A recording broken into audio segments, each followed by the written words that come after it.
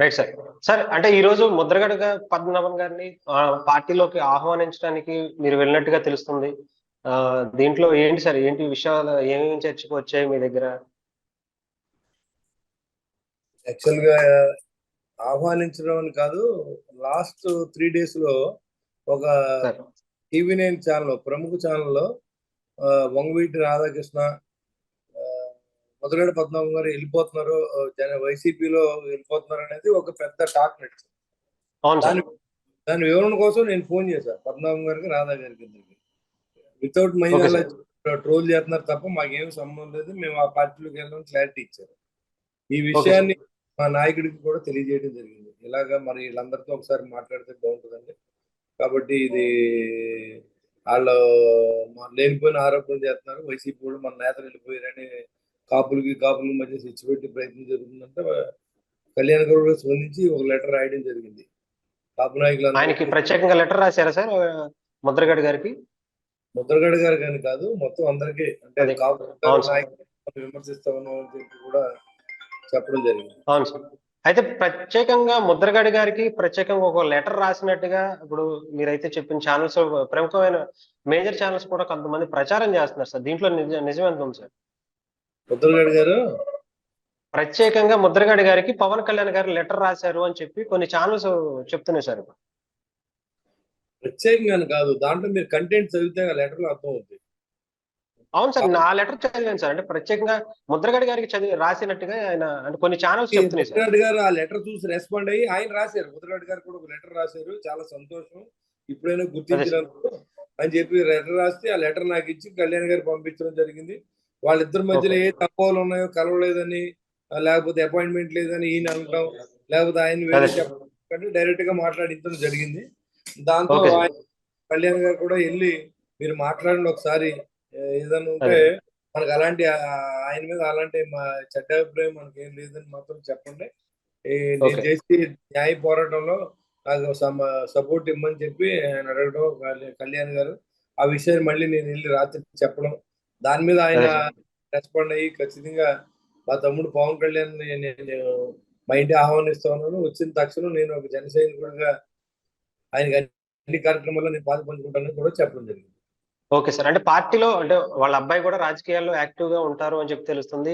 Seat కూడా ఏదో అడిగారు అన్నట్టుగా కూడా కొన్ని వార్తలు వస్తున్నాయి. పార్టీ ఏం అడగలేదు సార్? అన్కండిషనల్.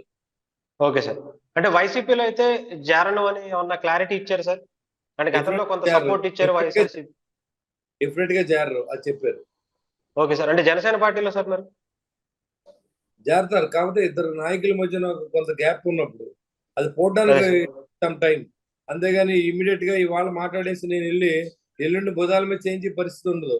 ఒక ఉద్యమాన్ని నడిపే నాయకుడు, ఒక పక్కన ఒక అధ్యక్షుడు, వీళ్ళిద్దరు కలవాలనుకున్నప్పుడు కొన్ని ఇద్దరు కొంత టైం, ఇప్పుడు దాకా వెడంగా ఉండడం, ఇప్పుడు అర్థం చేసుకోవడం, ఇప్పుడు కలిసి నడపడానికి కొంత టైం పడుతుంది. ఆ టైం డిఫరెంట్ గా దాంట్లో అనుమానం లేదు, కలుస్తారని నేను ప్రగాఢ విశ్వాసం నాకు.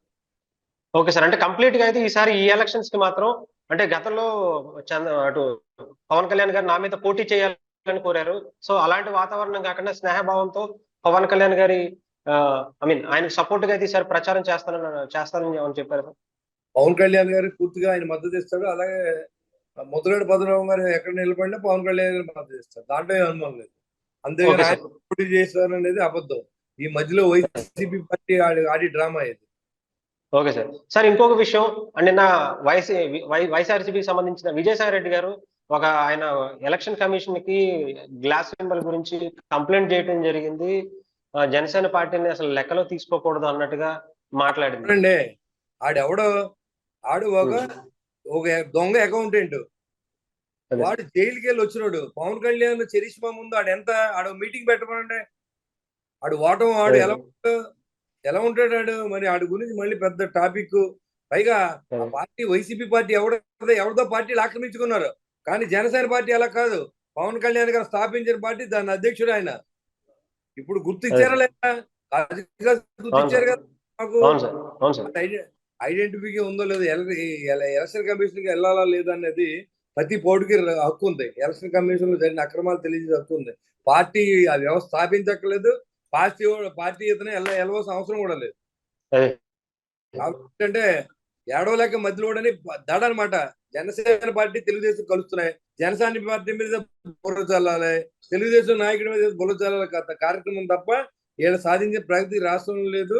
కాబట్టి అతను అసలు అతని గురించి అతను ఎందుకున్నాడు, జగన్ దగ్గర ఆయన దొంగ అకౌంట్లు రాయడానికి ఉన్నాడు. ఆయన తీసుకెళ్లి రాజ్యసభ ఇచ్చాడు, పడుకోమని ఆ నాయకుడిని. ఇంకో నాయకుడిని పంపించి స్థాయి అతనికి ఎక్కదే. అదే సార్. ఇంకొకటి అటు మీరు ఇందాక అటు వంగవీటి రాధా గారి గురించి కూడా చాలా తీవ్రమైన చర్చ జరుగుతుంది, వైఎస్ఆర్సీపీకి వెళ్తారని. ఏమన్నా మీరు ఇన్స్టెంట్ తీసుకుని ఏమన్నా మాట్లాడే ప్రయత్నం వంగవీటి చేశారా? రాధా తెలుగుదేశం పార్టీ జనసేన ఉమ్మడి దాంట్లో ఉంటాడు తప్ప వైసీపీ తరఫున ఆయన పోటీ చేయడు. It is very clear. నేను మాట్లాడాను. Okay sir. అయితే వెళ్ళని మాట ఏమన్నా ఇచ్చారా సార్? క్లియర్ గా అయితే చెప్పారా 100%? నేను వెళ్ళను, నేను తెలుగుదేశం పార్టీ నుంచే పోటీ చేస్తాను నాకు చెప్పాడు. Okay sir. అంటే జనసేన పార్టీలో కానీ, ఐ మీన్ టీడీపీ పార్టీలోనే ఉన్నారు ప్రస్తుతానికి. టీడీపీ పార్టీ నుంచి సీట్లు అంటే ఇప్పుడు ఆల్రెడీ సర్దుబాటు అయింది, కానీ ఆయన పేరు ఎక్కడ వినిపించట్లేదు అని కొంత మాట అయితే వినిపిస్తుంది టీడీపీ రాధా పార్టీ గారికి సంబంధించి. ఎన్ని సీట్లు చెప్పారు బయటకు వచ్చినాయి ఏమన్నా? అంటే కొంత ఏ లిస్ట్ రాలేదు. అదే సార్. ఊహాగానాలు ఎవరికాడే నాకు వచ్చేసిందో చెప్పుకున్నారు తప్ప ఎవరి సీటు ఏంటి అదే సార్. ఆయన ఎలా అవుతుంది, ఎవరిదో రాకుండా ఆయన మాత్రం ఎలా అవుతుంది? రాదు కదా. ఎక్కడ చర్చ కనిపించలేదు దాని గురించి. ఆయనకి ఏమన్నా క్లారిటీ ఈసారి సీటు కన్ఫర్మ్ గా వస్తుంది, పోటీ చేస్తారు? 2 ఫోటోలు తీసి మళ్ళీ అది కూడా పెడితే చర్చ వస్తుంది, లేకపోతే చర్చ తెలియదు కదా.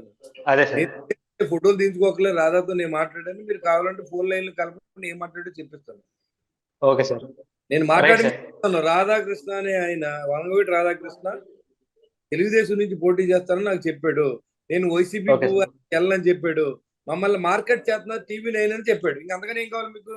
ఇట్ ఈస్ వెరీ కావాలనే పని కట్టుకుని చేస్తుందంటారు సార్ ఈ మీడియా. అంటే పని కట్టుకుని అటు ముద్రగడ గారి మీద కావచ్చు, ఇటు రాధా గారి మీద కావచ్చు, కావాలని మీడియా అంటే అదే బతుకు వాళ్ళకి అదే బతుకు, అలా బతుకుతున్నారు ఆ మీడియా వాళ్ళు అంతే.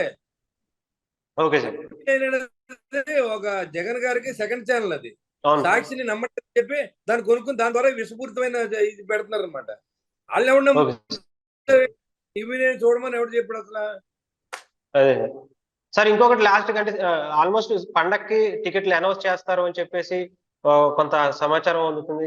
ఏమన్నా మనకు వచ్చే అవకాశం ఉందా సార్ జనసేన పార్టీకి సంబంధించి కానీ, టీడీపీ నుంచి కానీ? ఈ పండగ లోపు కానీ పండగ తర్వాత కానీ ఏమన్నా అనౌన్స్ చేసే అవకాశం ఉందా సార్? పండుగ వెళ్ళిన తర్వాత రాకపోవచ్చు. అది ఓగా పండగ వెళ్ళిన తర్వాత పర్టికులర్ డేట్ ఎవరు ఇవ్వలేదండి 2 పార్టీలు కూడా. Okay sir. Right sir. Thank you sir. Thank you so much sir.